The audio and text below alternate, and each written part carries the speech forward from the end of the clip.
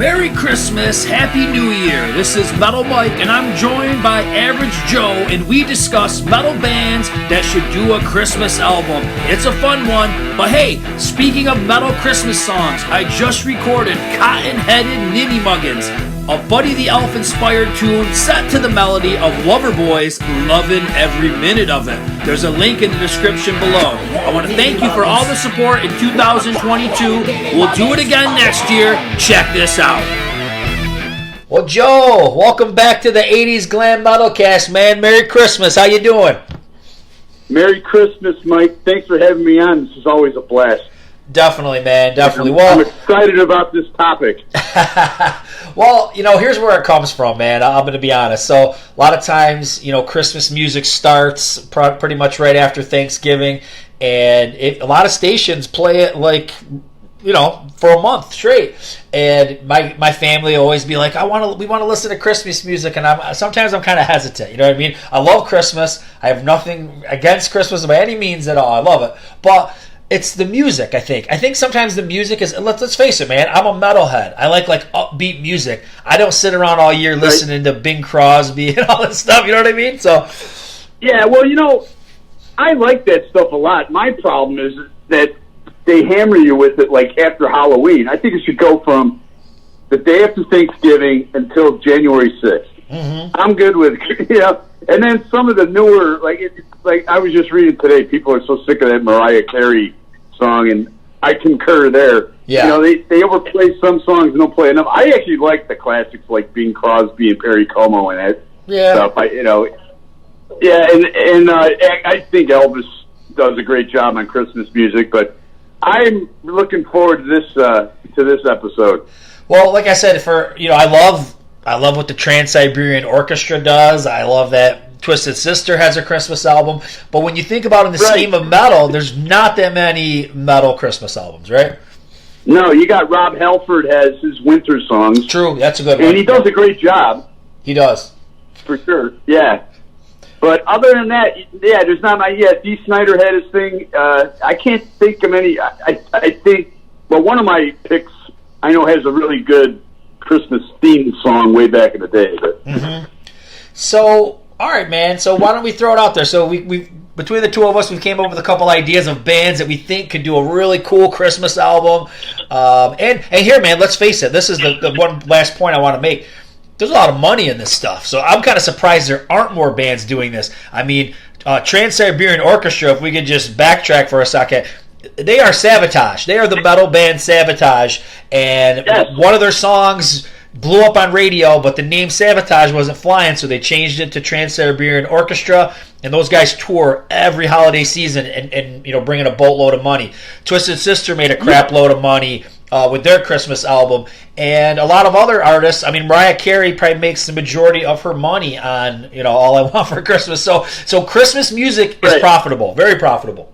Definitely. So what do you think, man? Let's hear let me hear one of your ideas about who would have a great Christmas album. Well, my first thought is, since this guy sang, in my opinion, it's his best vocal performance ever. He sang on the greatest Easter album, Jesus Christ Superstar. I think Ian Gillan would make a fantastic Christmas album, with or without Deep Purple. That's a great idea. Because his voice on Jesus Christ Superstar is amazing. So I would love to hear a Christmas album, or love to have heard a Christmas album from him. That's a great one. You know what I mean? There's a lot of potential there, especially if it was with Deep Purple, you know what I mean? A purple Christmas, or so, you know what I mean? Instead of a blue Christmas, you go purple Christmas. There you go. Yeah. There's a lot of tie-ins that you can do. I think that'd be great, and I could definitely picture him busting out some of the classics too. So yeah, I like it. All right, well, here's one that I think would be a cool one, and I've even named the album for him. But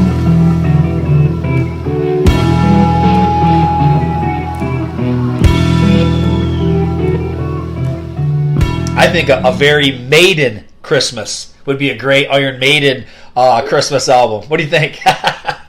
I totally concur. They're on my short list. That'd be great. And you know what?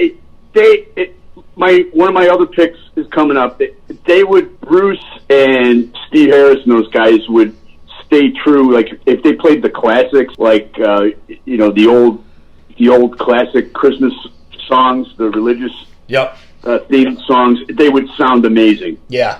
Yeah, because of the structure and everything.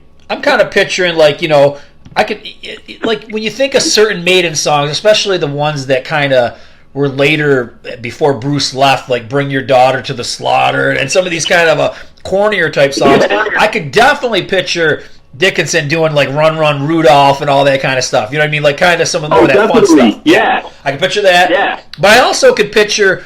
I think they've got a lot of potential where they could do some original stuff and maybe get deep into the history of Santa Claus and the flight of Santa, or something like, say, the flight of St. Nicholas, you know what I mean? Like, really get into some deep historical European tales about the beginnings of Christmas and stuff. So I think there could be some real depth to it, the way that Maiden can tell a historical story. So I think they could play on some of the corny stuff, but then maybe get kind of deep with it too. I would love to hear it. Oh yeah, for sure. And as I brought up, Halford does such a great job at it, and Bruce has that powerful voice. Yep. It would sound great. Yeah. Holy Night. Yeah. Can picture Dickinson doing Holy Night? Exactly. Yeah. And that's what I'm thinking. Yeah. That would be gold. So along those lines, and I'm not like a huge fan of this guy. I know he's a great guitar player, but he's a little too eccentric for my taste.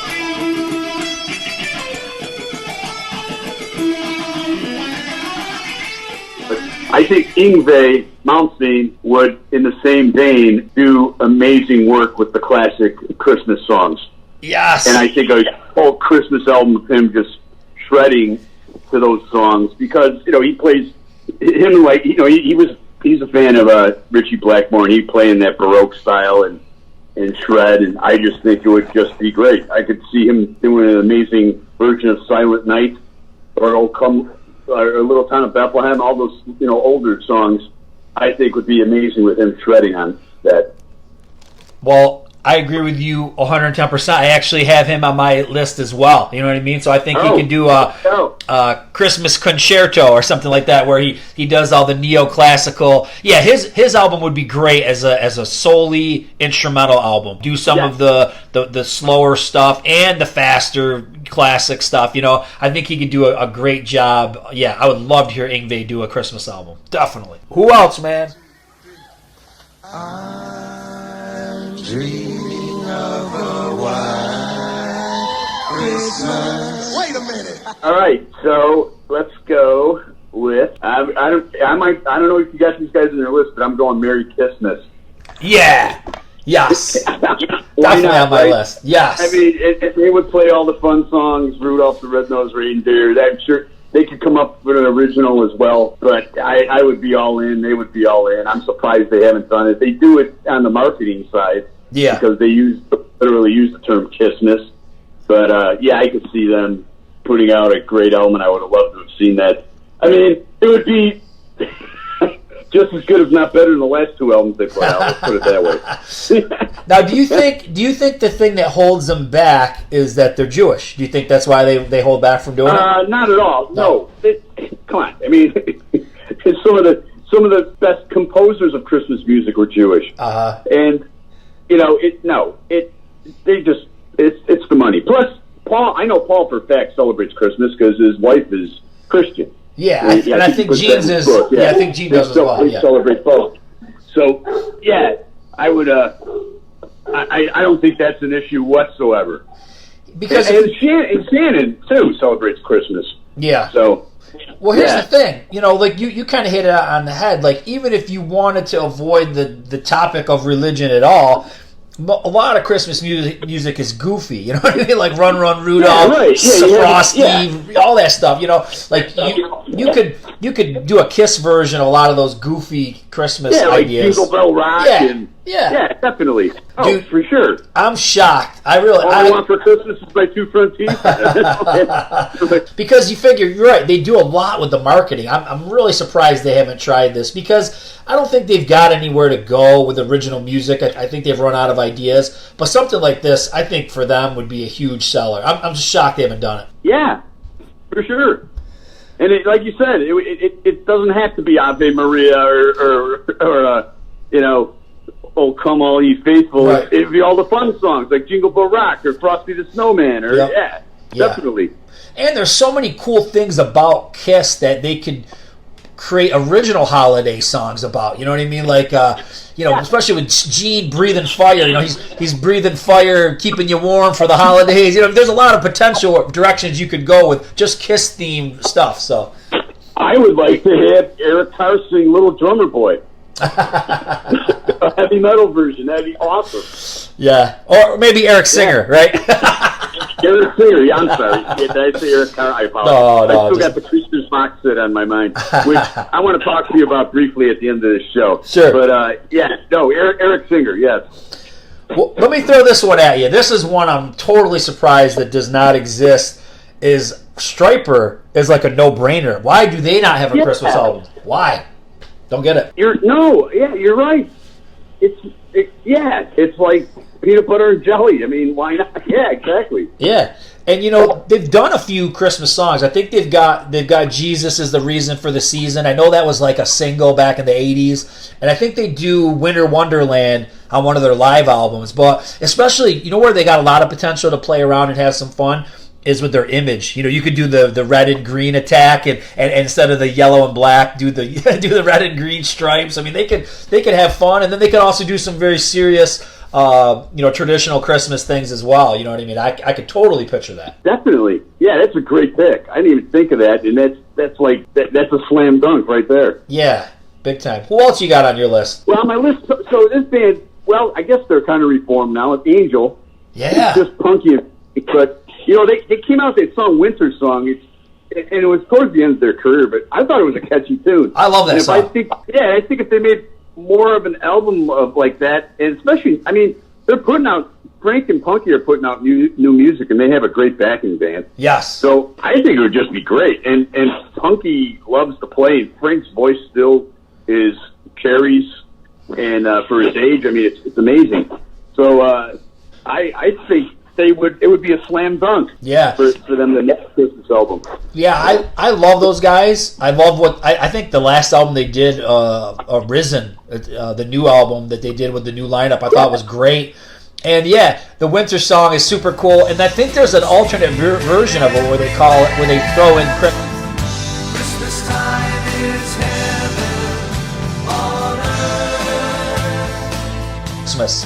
You ever heard that one? I think it's on I think that's on the Anthology album or something like that, where it's the song that pops up again, but Christmas is thrown in instead of winter or something like that. So definitely, yeah, man, that's a good one. All right, let's see who else we got. All right, now it's time to get to the more demented side of the demented side of Christmas, and Alice Cooper, man. I think this would be so killer. What do you think? I think Alice Cooper is an amazing pick. I'm ticked off I didn't pick him, but kudos to you, my friend. Yeah, Alice Cooper would be great. Again, I'm thinking now, did you see that when they redid Jesus Christ Superstar a few years ago on TV, and he was Pontius Pilate? Yes. It was great. Yeah, it was great. So him doing a Christmas album would be amazing. He's got a Christmas song out there. It's called, like, Here Comes Santa Claus, but Claus is spelled Claws. You know what I mean? So I think if he went that way, I think what would be great for an Alice Cooper Christmas album would be a concept album, because he excels in that area. You know what I mean? You could have creepy Santas and killer gingerbread men and demented elves, but I also think he could find a way to morph in the traditional stuff. And can't you picture him singing "All I Want for Christmas is like a guillotine" or something like that? You know what I mean? It's like he's got that "All I Want for Christmas," like that whiny voice of his, that raspy voice. So I think a Christmas album with a darker side of some of the Santa stuff, the evil Santa. I think Alice Cooper would be perfect for that. Yeah, I agree. This one might be, Robert Plant won't do a Zeppelin reunion, and he's happy doing Ellis and Krauss stuff. But I would like to see just Page and Plant get together and do like that first album, the No Quarter album, or even Walking the Clarksdale. Just those two guys to get together. Obviously, I would like to see Jason Bonham and John Paul Jones too. But if those two guys just got together and did a Christmas album acoustic, I think it'd be amazing. Yeah. And if there's issues with his voice and he has to sing on a lower tenor, I mean, there's songs out there for him to sing. I think it would just be great. I do too, man. That's a great idea, and I think that would sell big because I think anything with those two together would be a slam dunk. And then to throw in the whole holiday thing and doing it acoustically, that's a good call, Joe. I like that one, man. Real good idea. Yeah, you know what? That first one, No Quarter. That version of No Quarter it's acoustic and it's tuned down to like it's the same tuning as Cashmere, it's the Dad or whatever, and it's just badass. I think I like that version better than the version on House of the Holy. But I'm thinking, if they do something in that vein with a Christmas album, it would be amazing. Now here's one that also has done a few Christmas songs, and I think they go over pretty well. I guess if I could go back in time, I'd rather have this person do the Christmas album maybe 10, 15 years ago when their voice was a little better. But I think Bon Jovi would be a slam dunk for a Christmas album. I'm not going to comment on that one. I'm not a Bon Jovi. But I think when you talk, like I said, he's got that voice. I still want. So is Richie Sambora going to be a part of this? He's got to be. Oh yeah, in my vision of it, yeah, Richie Sambora. Okay. And I just think it would be a big seller, and I think that's the key. Like, we could all say, as much as I would like the Angel one, I know that would not be a big seller. You know what I mean? But a Bon Jovi Christmas album would be huge if it was done right. And like I said, once again, maybe it should have happened, 10 years ago. But if it was done right and Bon Jovi sounded good, I think it'd be a home run. I agree, for sure. Who else, man? Who else would be a killer Christmas artist? Well, maybe I'm cheating here, but I wouldn't mind a third Rob Halford album. And you know what? If it's Judas Priest, I'm on record as I just said on my show, a Judas Priest episode, and I think Richie Faulkner's amazing. So if he wants to collaborate with Richie Faulkner on it and make it a Judas Priest Christmas album or just an Halford solo Christmas album, go for it. I love those albums, and I would like another one out of him, whether it's with Priest or solo. Yeah, I went back and I listened to a lot of that stuff, and he sounds great. He nails it. I mean, Halford can do anything, so he can probably sing any kind of music, and it's going to sound good. Right, and you know what? And he's not bullshit. He's a very generous person. He was giving quite a bit of to charity, and he was doing it anonymously, and someone like outed it, out of thanks. Yeah. But he was doing, during Christmas time for charity in the Phoenix area, and he didn't even want to. He just wanted to do it anonymously. But it was so generous that someone, came out and thanked him for that. But he lives his. It's not a gimmick. He lives it. He's a giving person. Oh, that's awesome, man. This is a band I've never been a huge fan of, but I'm no fool. I think they could make a great Christmas album, and that's AC/DC. Well, yeah, don't they? Do they have a Christmas song, right? I don't know. There's one on the Razor's Edge called "A Mistress for Christmas" or something like that. Yeah. So I don't know if that's really a holiday tune, but I could totally picture like "Run Run Rudolph." Even if Santa Claus is coming to town, and you could even here's another thing, man. Like bands could almost revamp their own songs and make them holiday themed. Like if you did like Santa Struck instead of Thunderstruck or something, I don't know. Like just take some of their own songs and make them more of a holiday version. I think could work with a lot of these bands. But yeah, AC/DC, if you're gonna deal like with those old school fast Christmas rockers, I think they would kill it. For sure. I totally agree. And by the way, I just started Brian Johnson's new book, and the first couple chapters just into his childhood, it's amazing. So it's a great read so far. But that's a great pick. And I consider Mistress for Christmas a Christmas song. So they couple boxes. Who else, man? Who else would make a good one? I'm running out of options here, Mike. You got another one out there? Let's give it some thought. I got two more. I got one major one, and then maybe one that's just like would be good, but maybe not. Or let's. Okay, here's my last two. So I think Foreigner right now with Kelly Hansen could make a really good, just straight up holiday album. You know what I mean? Because he's got the voice. They got a bunch of talented musicians. I think they would do great. Anything with Jeff Pilson behind it would be great. Yeah. And you know he would be the driving force behind it musically, production-wise, and everything. Yeah, I think that would be good. But my closeout one, to end it all, it's crazy, but I think it would work. I am Santa Claus.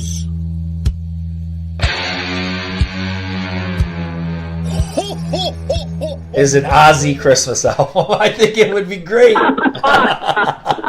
You know, you could do. I think you could do a nice mix. Like I said, you could do the creepy stuff and you know, with the creepy Santas and all that kind of stuff. But I think he would sound amazing on just traditional Christmas stuff, man, because he's got. I think his voice works on pretty much anything. He still has his voice, and I think if you're gonna do metal Christmas, I mean, there's really not much more that's synonymous with metal than Ozzy. So there you go, man. Ozzy Christmas album. All right, I'm going to have one more, and I want your opinion on this. Yeah. So since they experimented in the past with Lou Reed, which you think I know, I would like to hear a Metallica Christmas album. Yeah. No, I'm with you. What do you? With you. Yeah. I mean, they're not adverse to experimenting musically, so why not do it? Yep. Yeah, I think that, you know, because, you know, you're funny you say that, because I was wrestling around with the idea of like a thrash Christmas, right? Go ahead. When they do, I think their covers are absolutely amazing. Like, whether Queen or you know, The Damned or whatever, or Danzig, you know, or Misfits, I'm sorry, yeah. You know, it's just great, and I think that Christmas album by them would be great. Yeah, I was tossing between Megadeth and Metallica, and I was like, well, who could really do it? And you're right. When I thought about some of the covers that Metallica have done, like Turn the Page and all, you know, all that stuff, you know, between Garage Band and Garage Band 2, or Garage Days, not Garage Band. No, right. That would be gold. Yeah, Metallica would be gold, man. Misfits, yeah. Yep. I totally, yeah. I think those would be. I think some of these ones we had would be great additions. It'd be great for like people like me who like Christmas music but just want to hear it by my favorite metal acts instead of, you know, the old timers. So I would love it. I would love this. Yeah, these are all great picks as far as I'm concerned. Kudos for picking Alice Cooper, Stryper. Those were home runs as far as I'm concerned. I mean, they're all great picks, but those two were hit it out of the park. And we were right in sync with Kiss and Yngwie, so I like that. Yeah, definitely. So on the Kiss, yes. Just briefly, you've heard the box set, right? I've listened to all of it. I do not have it physically, but I listened to the whole thing online. Yep. So I bought the whole expensive CD package, and I got the vinyl, and I got the T-shirt, and it is worth every penny. Nice. I'm telling you, it's awesome. It has the exact program that I have in my archives. It's an exact replica of the program that you bought at the show. Because I saw them on the Creatures Tour in Dubuque, Iowa. They have a picture of the poster of the show I was at in the book. Wow. The stuff that comes in it, is, as well as the music, is just mind-blowing. And it's the best money I've spent musically. It's one of the best albums I've purchased in my lifetime. Awesome. Creatures in the Night is an amazing album, as you know, but this box set, Kiss, as you know, as a Kiss band, they cause us lots of pleasure and lots of pain. Box. But this is a grand slam. It's amazing. So I just wanted to put that out there, and that's why I had Eric Carr in the brain instead of Eric Singer. One thing I'll say, because I've seen what it looks like in pictures and whatnot. But a couple things I can say about the things I've listened to. I'm really impressed that we're finally getting a really good quality version of the song "Deadly Weapons." I love that song. I thought that was really cool. Eat on it. It's great. Yep. Yeah. And I think the live stuff is fascinating because I think we've gotten, you know, bits and pieces between the you know, there's like Montreal is out there on YouTube, and then the whole Rio show. You know, there's little bits and pieces of stuff out there. But man, the live stuff is really impressive. It sounds cool. And even the stage raps, some of Paul's stage raps, man, they're so funny. You can tell, like, now it's Kiss, like, rated R. He's dropping F-bombs and stuff. And it was totally different than something they would have did, in 1979 when they were on tour for Dynasty. So it was really, it's really eye-opening, like, the way they approach the songs and the way they talk live. It was definitely more of a metal, bad boy type of a thing going on. And I love the way they sound, man. I Want You and Strutter and all that shit. It sounds great. Sounds great. And I love not this version of Not for the Innocent with the back and forth vocal. I'm playing that constantly. Yeah. But if you're on the fence, people, including you, Mike, go out and buy it. You can get it on Amazon now. But it's worth it. Another nice thing that they did, once again, I can only talk to what's out there on Spotify, but I do like how they included, like, Elder stuff, Creatures, and some Lick It Up. Because, look, once again, I don't know how many of these things you can do stand alone, but to kind of encapsulate all that stuff in the Creatures era was a nice idea, and it comes across well, because it's all kind of around the same time period, and it all pretty much fits. Yeah, exactly. No, you're 100% correct there. Well, listen, buddy, I will hope you have a Merry Christmas, and hope to talk to you in 2023 often. Definitely, brother. Yes. Have a Merry Christmas. Have a good one, a good holiday with your family. And man, we'll keep rocking. We'll keep talking. Yeah, thanks for having me on. It's always fun. And whenever you want me to come on, I'm here for you. So, Merry Christmas, everybody. Happy New Year. And I'll talk to you, Mike. All right, buddy. Have a good night. Take care. All right, bye. Well, that was a fun discussion. Hope you enjoyed it. We'll be rocking out again in 2023. Rock on!